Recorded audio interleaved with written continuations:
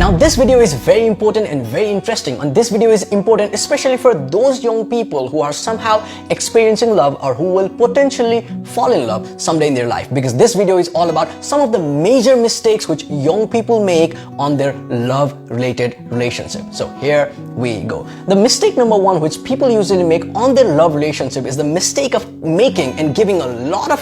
false promises. अनेकौं किसिमको प्रोमिसहरु दिने, बिग वर्डहरु दिने, बिग किसिमको ठुलो प्रोमिसहरु दिने, जुन प्रोमिसहरु अहिलेको अवस्थामा तपाईलाई ठीक लाग्छ, जुन प्रोमिसहरु अहिलेको अवस्थामा तपाईलाई लाग्छ कि this are the true promises, तपाईको मनैबाट आएको हुन्छ, तर त्यो प्रोमिसेसहरुले फ्युचरको ल्याङ्ग्वेज बुझेको हुन्न, फ्युचरमा कुरा परिवर्तन हुन सक्छ भन्ने कुरा प्रेजेन्टको तपाईले इमोसनले नबुझिकन जब त्यो प्रोमिस दिन्छ, त्यसले प्रेजेन्टलाई त ब्युटीफुल बनाउला, तर फ्युचरमा त्यसले कन्सिक्वेन्स ल्याउन सक्छ।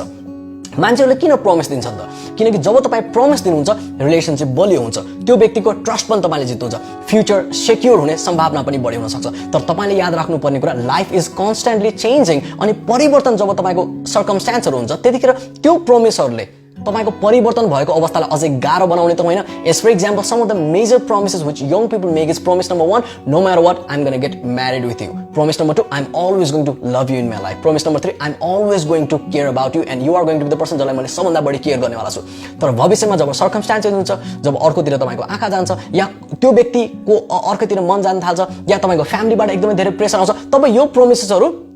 सेक हुन थाल्छन्, यो प्रोमिसहरु त्यतिखेर उड्न थाल्छन्, अनि त्यसले ट्रबल कहाँनिर ल्याउँछ भन्दाखेरि one of the person in the relationship, त्यो व्यक्ति त स्किप अवे होला, तर अर्को व्यक्ति त्यो प्रोमिसको बाउन्ड्रीमा परिहाल्छ, उसले आफ्नो जीवनलाई त्यो प्रोमिसबाट हेर्न थाल्छ, अनि उसले भन्छ कि अहिले पो सिचुएसन चेन्ज भयो, तर त्यो प्रोमिस उसले गराएको थियो, कसरी त्यो प्रोमिस ब्रेक हुन सक्छ, र त्यो व्यक्ति रियालिटी भर्सेस एक्सपेक्टेसनमा को दोधारमा हुन थाल्छ। एक्सपेक्टेसन यो थियो, तर रियालिटी छ, त्यो कन्फ्लिक्ट जब दिमागमा हुन्छ, त्यसले त्यो व्यक्तिलाई ट्रेजेडीको एक्सपिरियन्स बढिदिन सक्ने सम्भावना हुन्छ। मान्छे ट्रेजेडीमा पर्नुको एउटा मेजर कारण भनेको द फल्स प्रोमिसेस, किनकि जति ठुलो प्रोमिस त्यति नै बढी ट्रस्ट ब्रेक हुन्छ, जति बढी ट्रस्ट ब्रेक हुन्छ त्यति नै मान्छेलाई पिन्च हुने सम्भावना बढी हुन सक्छ। So my way of looking at relationship is, रिलेशनशिपलाई राम्रो बनाउनुहोस्, जोयफुल बनाउनुहोस्, तर प्रोमिस दिने बेला एकदमै केयरफुल भएर मात्र step चाल्नुहोस्। The mistake number 2 is this mistake of hyper excitement. धेरैजना व्यक्तिहरु जब रिलेशनशिपको स्टार्टिङ स्टेजमा हुन्छन्, they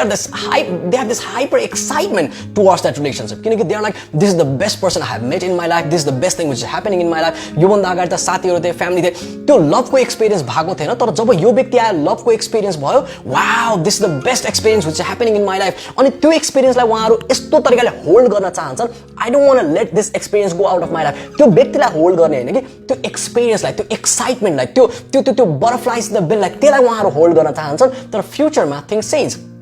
लाइफ चेन्ज, र जब लाइफ चेन्ज हुन्छ, त्यो रिलेशनशिप पनि त्यति मजा नआउँदो खालको हुन थाल्छ, त्यसपछि मान्छे आफ्नो पास्टसँग कम्पेयर गर्छन्, पहिला त यति राम्रो थियो, अहिले त राम्रो भइरहेको छैन, जसको कारणले गर्दा दे स्टार्ट सफोकेटिङ, किनकि पहिला मिठो आइसक्रिम उहाँहरूले खाइसके, मिठो आइसक्रिम खाइसके, अब नपाउँदाखेरि they really have this tough time within themself. हामी यो कुरा देख्न सक्छौँ बिहे भएको कपलहरुमा पनि, जब बिहे भएको couple of months they are this hyper excited, अनि बिस्तारै फेड आउट हुन थाल्छ। So the way of looking at relationship is, starting फेजदेखि पनि आफ्नो एक्साइटमेन्टलाई ब्यालेन्स गर्दै अगाडि लग्नुहोस्, किनकि balance thing is much better than being hyper and then going extremely down. The mistake number 3 is this mistake of social isolation. अहिले corona भाइरसको टाइममा जसरी हामीहरु सोशल डिस्टेन्सिङ राखिरहेका छौं, धेरैजना व्यक्तिहरु लभको रिलेशनशिपको इनिशियल फेजमा स्पेशली सोशल डिस्टेन्सिङ राख्न थाल्छन्, सोशल आइसोलेसन गर्न थाल्छन्, किनकि त्यो लभको एक्सपिरियन्स यति ब्युटीफुल हुन्छ कि उहाँहरु आफ्नो साथीहरुबाट आफूलाई पर राख्न थाल्छन्, आफ्नो परिवारबाट आफूलाई पर राख्न थाल्छन्। इनफ्याक्ट आफ्नो लाइफको जुन मेजर प्रायोरिटी छ, the priority of hobbies, priority of passion, priority of study, priority of work, आफ्नो प्रायोरिटी अफ फ्युचर ड्रिम्स, त्यो सबै प्रायोरिटीबाट आफूलाई पर राखिकन त्यो व्यक्तितिर मात्र आफूलाई यति डिभोसन दिइदिन्छन् कि त्यसले प्रेजेन्टलाई त एकदमै ब्युटीफुल बनाइदिन्छ, तर तपाईलाई न्यारोड बनाउँछ, तर त्यसले फ्युचरमा कन्सिक्वेन्स पनि बनाउन सक्छ। तपाईले आफ्नो फ्युचरलाई पनि सोचिकन प्रेजेन्ट लाइफलाई बाँच्नु भयो भने that can be much better way of living your life, and social isolation is one of the major problem which people usually have, especially girlsहरुको केसमा it is usually said कि एउटा फिमेलले आफ्नो वरिपरिको 2-3 जना बेस्ट फ्रेन्ड गुमाउने सम्भावना हुन सक्छ जब उहाँहरु कुनै पनि नयाँ व्यक्तिसँग लभ रिलेशनशिपमा पर्छ।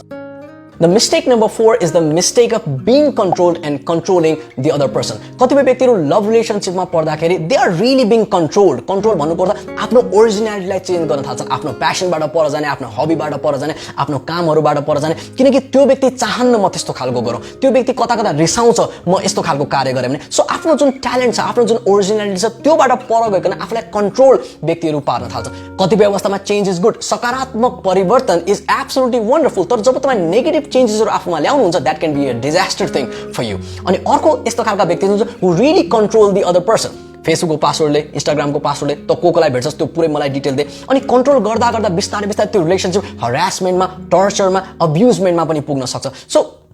I mean, the best thing is not being controlled and not really extremely controlling that person. त्यसले गर्दा रिलेसनशिप त अगाडि बढ्न सक्ला तर जब फ्रीडम नै हुँदैन कुनै पनि रिलेसनशिपमा त्यो रिलेसनशिपको ब्युटी आफैमा एकदमै घट्न थाल्छ The mistake number 5 is this mistake of not being open towards possibilities. धेरैजना व्यक्तिहरू रिलेसनशिपको इनिशियल फेजमा त they really have a great time तर जब रिलेसनशिप अगाडि बढ्न थाल्छ and they start realising about the other person यो मान्छे मेरो लागि वास्तवमा ठीक छैन या ठीक भए तापनि म यो व्यक्तिसँग आफ्नो पुरै जिन्दगी निर्वाह गर्न सक्दैन या अनेकौं जब रियलाइजेसन हुन थाल्छ नि त्यो रियलाइजेसन भए तापनि त्यो रिलेसनशिपबाट उहाँहरू बाहिर आउन सक्दैन because they are not really open towards possibilities किनकि लभको रिलेसनशिपले तपाईलाई यति न्यारोड बनाइसक्छ कि तपाईँ अन्य सम्भावनाहरू मेरो लागि सम्भावना हो भन्ने तरिकाले नै हेर्न छोड्नुहुन्छ धेरैजना व्यक्तिहरू रिलेसनशिप जब रियलाइज गर्छन् कि this relationship is not working मैले यहाँबाट पर जानुपर्छ त्यही पनि त्यो रिलेसनशिप छोड्दैनन् किनकि उहाँलाई लाग्छ कि होइन पहिला यो रिलेसनशिप राम्रो थियो अब पनि हुन सक्छ भनेर त्यो फ्युल सकेको गाडीलाई पनि जबरजस्ती धक्का दिँदै अगाडि उहाँहरू बढाउन खोज्छन् अनि कतिपय व्यक्तिहरू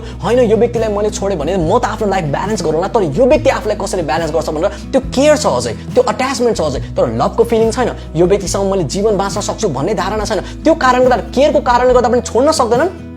That is one of the mistake people do. किनकि जब तपाई त्यो रिलेसनशिपलाई जस्टिस दिन सक्दै हुनुहुन्छ तपाईले आफूलाई मात्र हैन त्यो व्यक्तिलाई पनि बिट्रे गर्न खोज्दै हुनुहुन्छ So we have to understand that we can really be open towards possibilities. The problem is not when you are falling in love. The problem is when you are falling in love and not really being able to detach yourself after you have fallen in love. The final mistake is this mistake of hypertrust. धेरैजना व्यक्तिहरू love रिलेसनशिपमा परिसकेपछि hyper लेभलमा trust गर्न थाल्छन् आफ्नो पार्टनरलाई hyper लेभलमा trust now trust is good जब तपाईँ ट्रस्ट गर्नुहुन्छ बन्डिङ बलियो हुन्छ त्यो रिलेसनशिप एकदमै बलियो हुन्छ तर यस्तो तरिकाले ट्रस्ट गरिदिन्छन् कि आफू एकदमै डिपेन्डेन्ट भइहाल्छन् यस्तो तरिकाले ट्रस्ट गरिदिन्छ कि जसले तपाईँको फ्युचरमा तपाईँलाई कन्सिक्वेन्स ल्याउन सक्छ जस्तो एज फर इक्जाम्पल कतिपय फिमेलहरू जब लभ रिलेसनशिपमा पर्छन् आफ्नो मेल पार्टनरलाई यति बढी ट्रस्ट गरिदिन्छन् कि उहाँको फोनमा आफ्नो एक्सपोज्ड